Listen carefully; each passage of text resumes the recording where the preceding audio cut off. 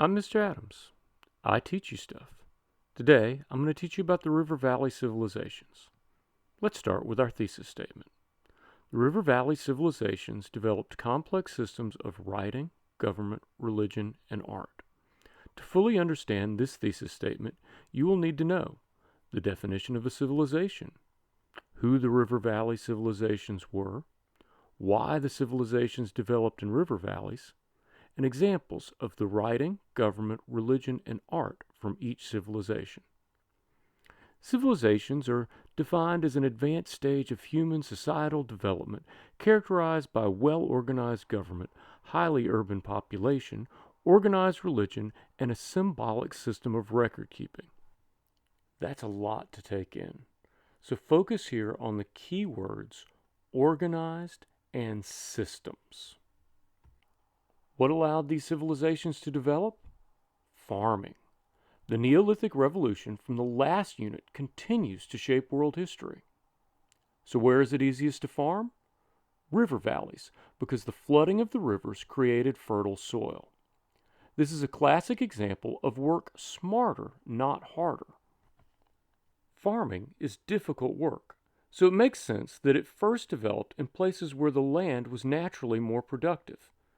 In order to plan for planting and harvest, these societies developed accurate calendars. Agricultural surplus led to the specialization of labor. Hierarchies developed and social distinctions between classes grew. The high population density, combined with the growing importance of personal property, led to the creation of strong central governments that could make rules, keep order, and organize large-scale public works. What gave these governments authority to rule? Often religion. River Valley civilizations tended to be theocracies. The rulers legitimized their authority by claiming to be gods or speak for the gods. This period is also known as the Bronze Age because these civilizations learned to smelt copper and tin to create bronze weapons and tools. So we have 4 River Valley civilizations. The Indus civilization on the Indus River, Mesopotamia on the Tigris and Euphrates rivers, Egypt on the Nile, and the Chinese on the Yellow River. Remember that there are people who dedicate their lives to the study of each of these cultures, and there are many debates and controversies related to each. We are only going to get an overview of each, understanding that we don't have time to delve into the nuances of each culture. One of the most amazing developments in human history is the development of writing. We can get a glimpse of what life was like in this period because we can read what the people wrote down. They can tell us what their lives were like 4,000 years ago. The earliest writing developed out of accounting systems to keep track of wages and taxes. But as writing developed, religious texts, literature, and daily life became recorded as well. And the written word is in a way magical. If you know the secret meaning of the squiggly lines, you have a power over those that don't. We see all of our River Valley civilizations developing writing. Let's start with the Indus Valley, the oldest of the River Valley civilizations. We know the least about this civilization because we've not been able to decipher their writing, but the things we do know reveal a fascinating and sophisticated society. Some evidence that points to the Indus Valley civilization having a well-organized government is that the cities were laid out on a grid system. The Indus Valley civilization also created large public works, such as the Great Bath. It is speculated that this served a religious purpose, but again, we're not sure because of our inability to read their records. Mesopotamia refers to a region rather than one specific group.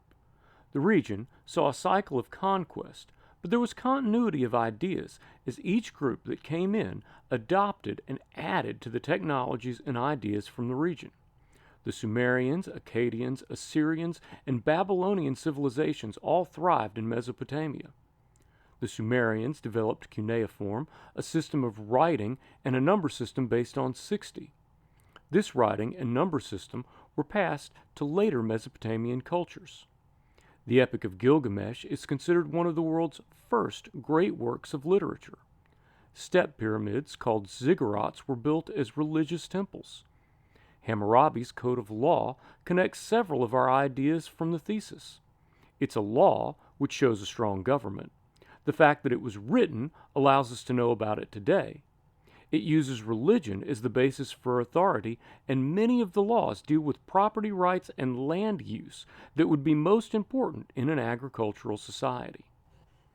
Egypt might be the best known river valley civilization because their monumental buildings have inspired awe for thousands of years. Strong, powerful government ruled by a pharaoh, a leader with religious significance, organized the building of these monuments. Think about the planning and coordination it took to build the pyramids. This evidence shows the power of the Egyptian rulers.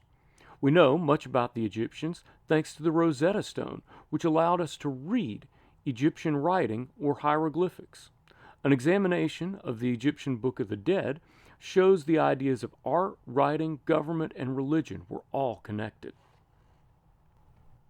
When we look at China's Bronze Age, we have to do some historiography, the history of history.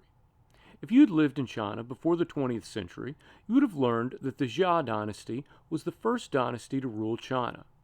In the 20th century, Western historians cast doubt on the Xia dynasty's existence and claimed the Xia were mythical. Recent evidence points to the possible existence of the Xia dynasty. But as the evidence comes from Chinese scholars who work for the Chinese government, and it would serve Chinese nationalism for the Xia to be real, some historians are still skeptical. The Shang dynasty, however, definitely existed.